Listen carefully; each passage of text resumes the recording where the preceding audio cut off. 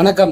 நீங்கள் தென் மாவட்டத்தை சேர்ந்தவங்களா? அதாவது தென் மாவட்டத்திலிருந்து பழனிக்கு எப்படி போகிறது அப்படிங்கிற ஒரு சின்ன ஒரு வீடியோ தான் இது. உங்களுக்கு பயனுள்ளதாக இருக்கும். என்ன அப்படி சொல்லி பார்த்தீங்கன்னா, தென் மாவட்டம் அப்படி சொல்லி பார்த்தீங்கன்னா தூத்துக்குடி, திருநெல்வேலி, நாகர்கோவில் இந்த மாதிரி ஏரியாவில் இருந்து அப்படியே பழனிக்கு போகணும் அப்படிங்கிற பட்சத்தில் உங்களுக்கு ஒரு ட்ரெயின் இருக்குது. அது என்ன ட்ரெயின் அப்படி சொல்லி பார்த்தீங்கன்னா, Thiruvananthapuram to Tiruchirappalli super fast express. இது திருவனந்தபுரத்துலேருந்து கிளம்பி வள்ளியூர் அப்படிங்கிற ஸ்டேஷனுக்கு அல்லது நாகர்கோவில் டவுனுக்கு மத்தியானம் 12:38 வருது. நாகர்கோவில் டவுனுக்கு. வள்ளியூருக்கு 1:17 வருது. திருநெல்வேலிக்கு 2:20 வருது. இது எங்கே வரப்போகுது அப்படின்னு சொல்லி பார்த்தீங்கன்னா, திருச்சிராப்பள்ளி வரப்போகுது. ஆனால் திண்டுக்கல்ல நம்ம இறங்கிடணும். பழனிக்கு போகணும்னா திண்டுக்கலுக்கு எப்போ போய் சேருது அப்படிங்கிற பட்சத்தில் இது சாயந்தரம் 6 மணிக்கு போய் சேருது.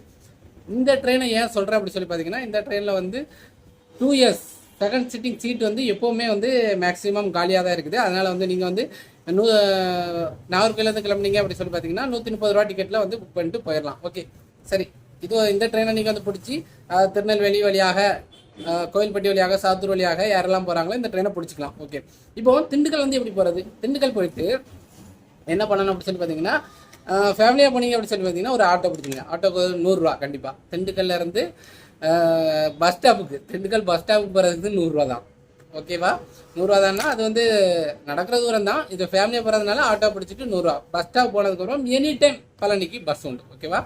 அப்போ பஸ்ஸை பிடிச்சி நீங்கள் போனீங்க அப்படின்னு சொல்லி பார்த்தீங்கன்னா, நைட்டு ஒரு 8 மணிக்கு நீங்கள் போனீங்க அப்படின்னு சொல்லி பார்த்தீங்கன்னா கண்டிப்பாக நீங்கள் சாமியை கும்பிட முடியாது. ஏன்னா 8 மணிங்கிற பட்சத்தில் 8:30க்குள்ளே அந்த கோவில் நடை அடைச்சிடுவாங்க. அப்புறம் காலையில் 6 மணிக்கு தான் திறப்பாங்க. அப்போ இந்த பிட்வீன் கேப்பில் நம்ம எங்கே தங்குறது அப்படின்னு பார்த்தீங்கன்னா, ஒரு காட்டேஜ், நான் ஒரு ரூமோட டீட்டெயில் நான் கொடுக்குறேன். இது கோயில் பக்கத்துலேயே இருக்குது. இது ஒரு நைட்டு தங்குறதுக்கு 500 ரூபா தான் சார்ஜ் பண்ணுறாங்க.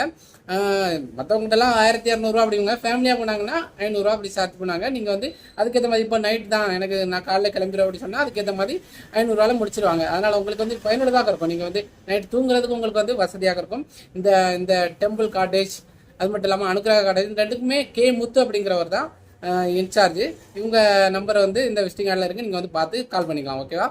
பழனி அப்போ நைட்டு தங்கிட்டு காலையில் 6 மணிக்கு வெக்கேட் பண்ணிவிட்டு நீங்கள் சாமி கூட போகலாம். சாமி கூட போகும்போது கோயிலுக்குள்ளே என்ட்ரி ஆகும்போதே உங்கள் லாக்கர், அது உங்கள் இடத்துலேயும் ஒரு லாக்கர் நீங்கள் வாங்கிடுங்க. அது வாங்கிட்டு அதில் என்னென்னா உங்கள் பேக்கு, உங்கள் மொபைலு எல்லாமே உள்ளே வச்சுட்டு கோயிலில் சாமி கும்பிட்டுட்டு அதுக்கப்புறம் ரிட்டன் நீங்கள் எப்போ எந்த டைமில் வர இருப்போமோ அந்த டைமில் வந்துருக்கேன். ஓகேவா? நான் எதுக்காக இந்த வீடியோ போடுறேன் அப்படின்னு சொல்லி பார்த்தீங்கன்னா, பழனி கோயிலையும் பார்த்த மாதிரி இருந்துச்சு. இந்த ட்ரெயினை நீங்கள் திருச்சிராப்பள்ளி, அதாவது திருவனந்தபுரத்துலேருந்து திருச்சிராப்பள்ளி செல்லக்கூடிய ட்ரெயினில் நீங்கள் யூஸ் பண்ணிவிடுங்க அப்படிங்கிறதுக்காக தான் இந்த வீடியோ. ஓகே, உங்களுக்கு பயனுள்ளதாக இருக்கும் அப்படின்னு நினைக்கிறேன். மறுபடியும் சொல்கிறேன், இந்த கோவில் நடை எப்போ அடைப்பாங்க அப்படின்னா 8:30க்குள்ளே அடைச்சிருவாங்க. நைட்டு காலையிலே 6 மணிக்கு தான் திறப்பாங்க. ஓகே, அதுக்கு முன்னாடி நீங்கள் சாமி கும்பிட்டுட்டு கிளம்பிக்கலாம். ஒருவேளை லேட் ஆகிடுச்சு அப்படிங்கிற பட்சத்தில் இந்த காட்டேஜை யூஸ் பண்ணிவிடுங்க. இந்த காட்டேஜுக்காக விளம்பரம் கிடையாது. இந்த காட்டேஜ் ஒரு நல்ல ரூம் எல்லாம் சூப்பராக இருந்துச்சு. அதனால தான் உங்களுக்கு இந்த காட்டேஜை பற்றி நான் சொல்கிறேன்.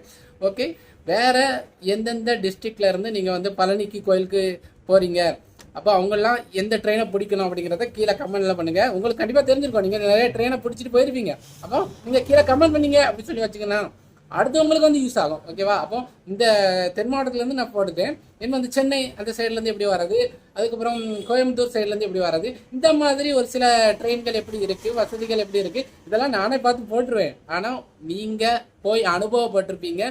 நீங்கள் போட்டால் உங்களுக்கு அது உண்மையாக இருக்கும். மக்களுக்கு இது பயனுள்ளதாக இருக்கும். அதனால் கீழே கமெண்ட் பண்ணுங்கள். ஓகே, கமெண்ட் பண்ணி ஒருவேளை மக்களுக்கு, அதாவது நம்ம சப்ஸ்கிரைபருக்கு அது புரியலைன்னா நான் அதை பற்றி ஒரு வீடியோ போடுறேன். ஓகேவா? கீழே கண்டிப்பாக கமெண்ட் பண்ணுங்கள். பழனிக்கு மற்ற டிஸ்ட்ரிக்ட்லேருந்து, மற்ற மாவட்டங்கள்லேருந்து, மற்ற ஏரியாவிலேருந்து எப்படி போகிறது. நான் இப்போ தென் மாவட்டத்துலேருந்து போட்டேன்னா இன்னும் மற்ற ஏரியாவிலேருந்து எப்படி போகிறது, எந்த ட்ரெயினை பிடிக்கிறது எல்லாமே நீங்கள் கரெக்டாக போட்டுருங்க. பழனி கோயில் எந்த மாதிரி அற்புதமாக இருக்குது, மலை மேலே எப்படி ஏறுறது, எல்லா டீட்டெயில் ஏதாவது தெரிஞ்சால் போடுங்க. ஓகேவா? நான் இதை மட்டும் போடுறேன். ஏன்னா வீடியோ லென்த்தியாக போயிட்டே இருக்கும். 10 நிமிஷம் 20 நிமிஷம்லாம் போனால் யார் பார்க்குறது?